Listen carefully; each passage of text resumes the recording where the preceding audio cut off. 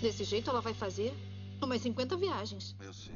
Um bilionário precisa levar todo o seu dinheiro sujo para a Suíça. Para isso, ele bola um plano genial. Hoje vamos recapitular essa história incrível com ninguém menos que Leonardo DiCaprio como protagonista e a Barbie. O filme começa com um leão caminhando por uma corretora de ações chamada Stratton Oakmont, no que parece ser um anúncio da empresa. Nascido em uma família de classe média no Queens, aos 26 anos, Jordan ganhava 49 milhões de dólares e já sentia que isso não era suficiente. No auge da carreira, ele tinha uma empresa de sucesso, mas que lucrava por meios duvidosos. O jovem morava em uma mansão e era casado com a Barbie, que nesse filme se chama Naomi. Com ela, o milionário teve 2 filhos, que provavelmente ficaram traumatizados com o que ele fez no final. Como se não bastasse todo o dinheiro, Jordan tinha um jato particular, 6 carros, 3 cavalos, 2 casas de férias e um iate. Tudo isso foi ganho através do uso excessivo de substâncias ilícitas, alcoolismo, dependência por relações físicas e praticamente tudo que pudesse dar a ele uma descarga de adrenalina rápida. Mas de todas as substâncias do planeta, tinha uma que era a sua favorita: o dinheiro. Voltando para a época em que ele tinha 22 anos e estava só começando em Wall Street, a gente vê ele chegando à empresa onde iniciou sua carreira de corretor. Embora seja tratado mal por seu gerente, ele acaba ganhando o carinho de um dos seus superiores, com quem ele aprende várias lições. Esse é Mark Hanna. Esse cara ganha mais dinheiro do que qualquer outro na corretora e tá pronto para dar a Jordan algumas dicas sobre o estilo de vida dos corretores de Wall Street. O mercado de ações abre e Jordan fica fascinado com a adrenalina causada pelo dinheiro. Mais tarde, Hanna leva Jordan para almoçar e diz a ele no que deveria se concentrar para conseguir o boom na sua carreira. Além de começar a utilizar entorpecentes, Mark o incentiva a deixar sua vida amorosa mais ativa, porque segundo ele isso ajudaria a se concentrar melhor nos números. Mark ainda diz que ganhar dinheiro como corretor não significa enriquecer seus clientes, mas sim só ele mesmo. No mundo de Wall Street, o trabalho de um corretor é vender os sonhos para os seus clientes, isso enquanto enfia dinheiro de verdade nos próprios bolsos. O jovem Jordan ainda tem um pequeno problema moral com esse conceito, mas ele logo vai deixar isso de lado e vai cair de cabeça na filosofia do mentor. Nos próximos 6 meses, Jordan aprende as estratégias do negócio, enquanto se prepara para obter a licença que permitiria a ele comprar e vender ações no mercado. Infelizmente, no seu primeiro dia como corretor licenciado, o mercado de ações quebra, no que é agora conhecido como Black Monday, deixando ele e muitos outros desempregados. Mais tarde, ele se senta à mesa de jantar com sua esposa Teresa Petrillo. Ela o conforta e faz acreditar que dias melhores virão. É nesse momento que ele encontra uma vaga para corretor em Long Island. O rapaz estranha alguém estar procurando por corretores considerando o estado atual do mercado.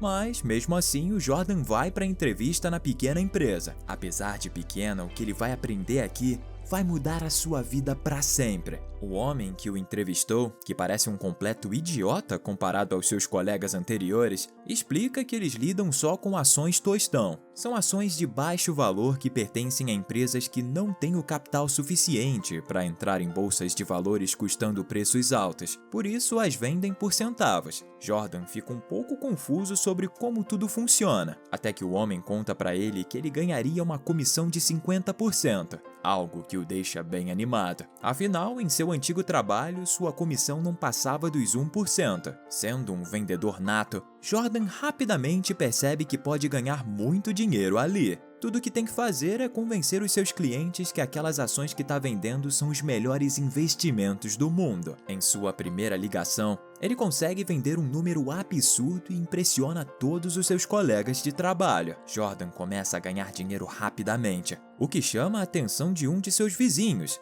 Donnie Azoff. Quando Donnie descobre a quantia que o Jordan ganha, ele larga o emprego atual e vai trabalhar como corretor. Jordan aceita a sua oferta e seu longo relacionamento profissional começa naquela lanchonete. Donnie também é a primeira pessoa a realmente apresentar as substâncias pesadas a Jordan. Não muito tempo depois, os dois decidem abrir a própria empresa. Então, o corretor recruta algumas pessoas que ele conhece que podem vender. Só que a grande maioria delas eram comerciantes de ervas de baixo escalão, e o Jordan estava convencido de que poderia ganhar dinheiro com eles e ainda os enriquecer. Dos 4 homens que podem ser vistos sentados em sua mesa, o único com a alma de um vendedor é Brad, mas ele não tem muito interesse em trabalhar como corretor, porque já tem um negócio semi-lucrativo de venda de comprimidos. Jordan convence todos a trabalhar para ele e os faz um teste de vendedor, dando a eles uma caneta e pedindo que a vendesse para ele. Brad pega a caneta e entende imediatamente o que precisa ser feito, criando oferta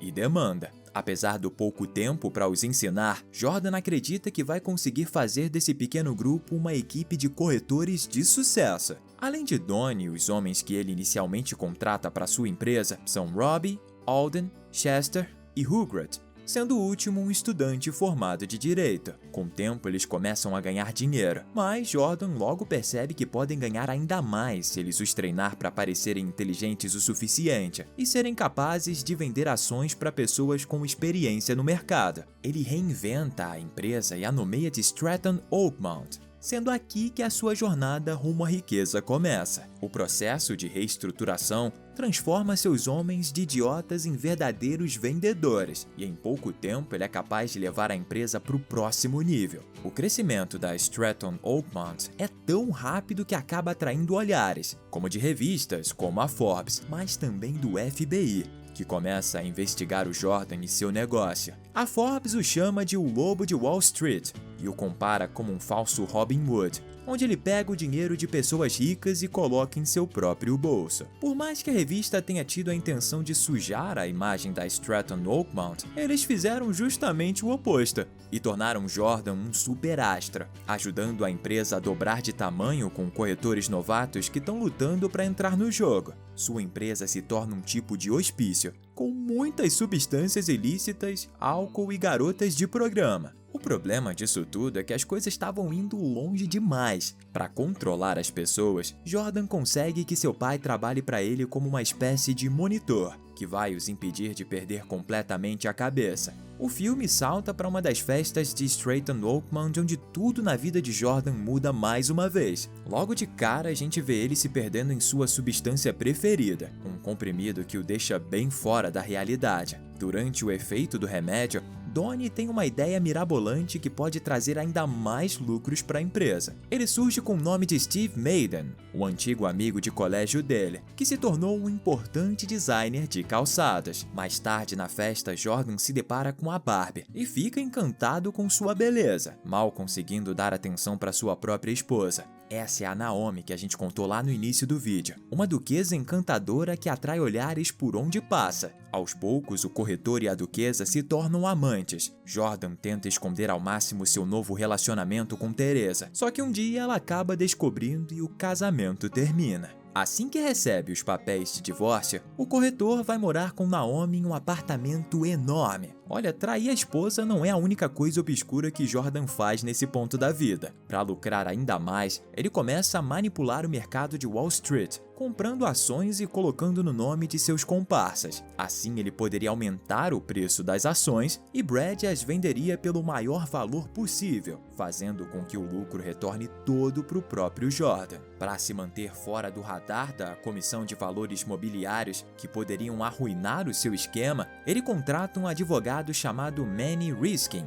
A comissão manda alguns de seus homens para investigar a empresa, mas para os fazerem ficar longe, Jordan os trata da pior forma possível, diminuindo a temperatura da sala e os atormentando o tempo todo. Enquanto a comissão examina os papéis do seu esquema, Jordan adquire as ações de uma empresa que está fazendo sua entrada na bolsa. Ele usa uma estratégia ilegal, mas que traz para sua empresa uma quantia absurda de dinheiro. Ganhar essa quantia leva o Jordan a querer viver ainda mais no extremo. Depois que pede a mão de Naomi em casamento, o corretor embarca em uma nova vida, com mais substâncias ilícitas, mulheres de programa e muita ostentação, sendo sua despedida de solteiro só o início do que ele vai viver daqui pra frente. E é claro, se você tá assistindo o nosso vídeo até aqui, é porque tá gostando, não é? Então, deixa seu like e se certifique de que você tá inscrito no nosso canal, para não perder os próximos vídeos, que olha, estão ficando cada vez melhores. Mas vamos voltar pro filme, que agora é o momento que a história fica cada vez mais interessante. Jordan casa com Naomi nas Bahamas, na presença de todos os seus amigos e associados. No casamento, ele conhece Emma, a tia de Naomi, que vai ter um papel muito importante em sua vida, mas bem mais pra frente. Como presente de casamento, ele compra para Naomi um gigantesco iate,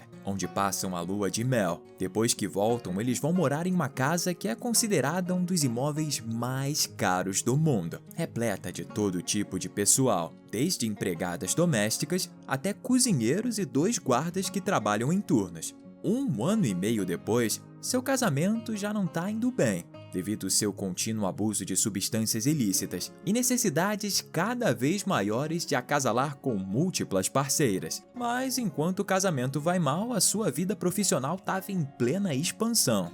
A empresa estava finalmente lançando o projeto de Steve Madden, em que Donnie e Jordan já possuíam 85% em ações. Essa alta porcentagem estava toda em nome dos amigos de ambos, e essa atitude é totalmente ilegal. Por isso, os dois mantinham segredo. O crescimento da empresa e de suas riquezas estavam indo tão bem que o FBI ficou mais interessado ainda no caso. O agente Dinham já estava totalmente focado e alinhado com o estranho enriquecimento da Stratton Oakmont. O dinheiro na empresa não parava de chegar, assim como as ligações do FBI para encontrar todos os possíveis associados de Jordan. Um dia, o corretor recebe uma ligação do cinegrafista que filmou seu casamento, informando que o FBI enviou uma intimação pedindo todas as gravações. E aí o Jordan entra em pânico e vai conversar com um dos seus conselheiros, um detetive particular que já foi policial. O homem sabe tudo sobre Dinham e diz que o agente está fazendo pressão para que Jordan cometa algum erro para que possa ser preso. O conselheiro avisa o corretor para ficar quieto e se afastar de Dinham. Só que Jordan não ouve o conselho e convida o agente para um bate-papo em seu iate.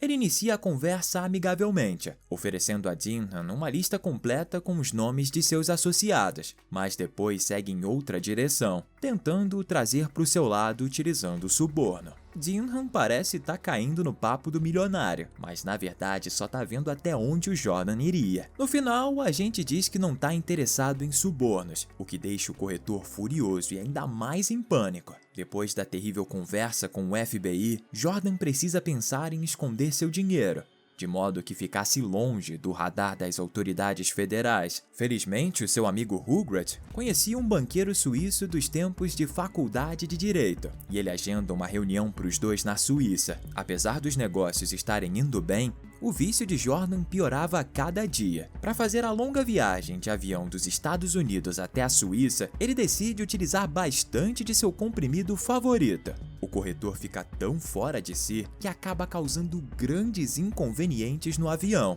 o fazendo ter que viajar amarrado em seu assento. Se você está curtindo o vídeo até aqui, comenta aí embaixo o #Lobo. Assim a gente vai saber que você está assistindo até o final. Mas voltando, no banco suíço, Hugret, Donnie e Jordan se encontram com Saurel, o banqueiro que se torna o salvador da grana do corretor e de todo esse seu esqueminha ilegal. Ele rapidamente os familiariza com as leis suíças sobre corretagem e dá a eles algumas dicas sobre algumas soluções alternativas para que possam preservar seus patrimônios. Para evitar que a conta seja ligada a ele, Jordan decide utilizar o nome da tia de Naomi, a Emma, que mora na Europa e seria perfeita para não levantar suspeitas. Ela aceita entrar no esquema com bastante boa vontade. Aparentemente ela gosta muito dele. Só que o problema, gente, surge agora. Como transportar milhões de dólares em dinheiro vivo da América para a Suíça, sem ter problemas com os federais? É então que decidem transportar em malas e no corpo de Naomi. Porém, isso não é o suficiente. Afinal, Donnie também tem uma quantia absurda de dinheiro e que também precisa ser levada para a Suíça. E a conta da tia de Emma não seria o suficiente para os dois. Então, eles tiveram a ideia de utilizar a nova esposa de Brad,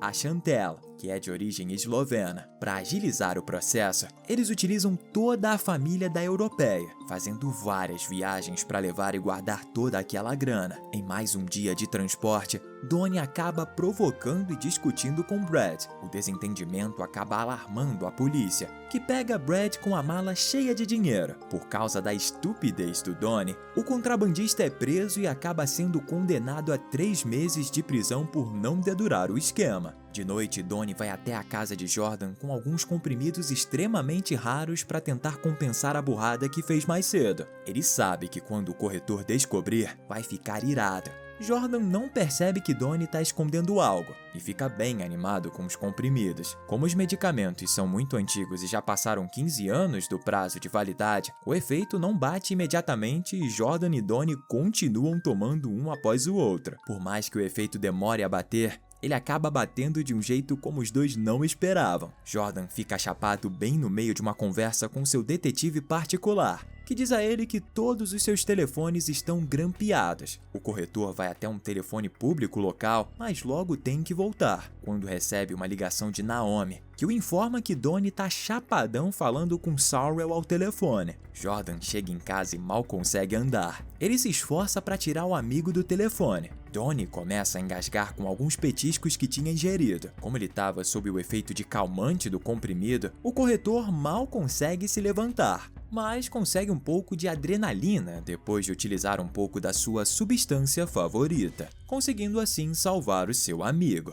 No dia seguinte, Jordan é preso por dirigir seu carro dopado. Algum tempo depois, como ainda está sob constante supervisão de todos, Riskin o aconselha a fechar um acordo com a comissão da bolsa e renunciar ao seu cargo na empresa, deixando ele para Donnie. Ele diz a Jordan para se declarar culpado por algumas coisas e pagar algumas multas para que a comissão saia da sua cola. Embora o FBI não vá retirar as acusações sobre o caso Steve Madden, eles não vão poder fazer muitas coisas com isso. O pai de Jordan o aconselha a aceitar o acordo e se salvar antes que seja tarde demais. O corretor inicialmente concorda, mas quando volta ao escritório e vê todos os seus funcionários, ele muda de ideia. Todos torcem por ele e provam ser extremamente leais quando o FBI bate à sua porta. Ninguém dá aos federais qualquer informação sobre o caso de Steve Madden, paralisando completamente a investigação. Embora Jordan e Donnie tenham sido aconselhados a não deixar o país, eles decidem levar o negócio para alto mar e administrá-lo na Itália. Pouco tempo depois, Hugret liga para eles para dizer que Steve Madden está se desfazendo de todas as suas ações. Jordan simplesmente enlouquece, porque a maioria das ações que possui na empresa está no nome de Steve Madden. Ele diz a Hugret para fazer com que todos os outros vendam suas ações também para que possam lucrar e jogar o preço da empresa dele no chão. Para piorar a situação do corretor, tia Emma morre e por causa disso sua conta seria bloqueada permanentemente, se ele não for à Suíça para assumir o controle. A caminho do banco suíço, o iate passa por uma tempestade e eles quase afundam. Felizmente, a guarda costeira italiana salva Jordan, Donnie e suas esposas. Depois desse dia, os problemas do corretor ficam ainda maiores. Nos 2 anos seguintes, Jordan se recompõe, fica sóbrio e se torna uma personalidade da TV. Mas o FBI ainda consegue construir um caso contra ele e o prende. Hugret e Sorrel também são presos em solo americano, já que o banqueiro também estava envolvido em algum tipo de esquema ilegal. Para se livrar da prisão, Sorrel pula fora do negócio de Jordan enquanto o incrimina, salvando sua própria pele com os federais. Finalmente chega o dia de prestação de contas e o corretor é acusado por vários crimes, desde lavagem de dinheiro à obstrução da justiça. Ele acaba pegando o condicional depois de pagar a sua fiança, mas ainda assim corre o risco de ir para a cadeia. Agora Jordan pode perder tudo o que conquistou, incluindo sua esposa e filhos. Donnie promete ajudá-lo com o lado financeiro das coisas. Só que essa ajuda é oferecida na mesma época em que o FBI pede para que Jordan delate o amigo e todos os outros envolvidos. Mas ele se recusa. As coisas começam a piorar com Naomi, e ele tem uma recaída com o uso de entorpecentes. Em um momento de loucura, depois da sua esposa pedir o divórcio, o corretor pega a sua filha e a leva para o carro, planejando não deixar que a mulher fique com a guarda dela. Mas antes que conseguisse sair da mansão, acaba batendo em uma parede. Jordan percebe que precisa mudar se quiser manter algo em sua vida e aceita cooperar com os federais. Ele volta ao escritório enquanto usa uma escuta para arrancar algo de Donnie, mas ele não consegue incriminar o amigo e o avisa que a conversa está sendo gravada. Infelizmente, Donnie agora sabe que os federais também estão atrás dele, então ele denuncia Jordan e faz as pazes com o FBI por seus crimes. O corretor é preso e recebe uma sentença curta de 3 anos em uma pequena prisão em Nevada. Quando ele sai de lá, ele continua com sua carreira treinando outros como ele, para se tornarem melhores vendedores, ao mesmo tempo que vende a eles o sonho de crescer financeiramente. O filme termina com Jordan passando uma caneta para alguém em um de seus seminários, os pedindo para vender o objeto para ele da maneira certa. E esse foi o recap de O Lobo de Wall Street, um filmaço baseado em fatos reais. Essa é uma história autobiográfica baseada na vida do corretor Jordan Ross Belfort. E minha nota é 10 de 10. É uma história incrível e ao mesmo tempo te faz pensar: por que eu tô torcendo pro cara não ser preso? Ele roubou tanta gente. Caso você queira assistir esse filme, ele tá disponível na HBO Max.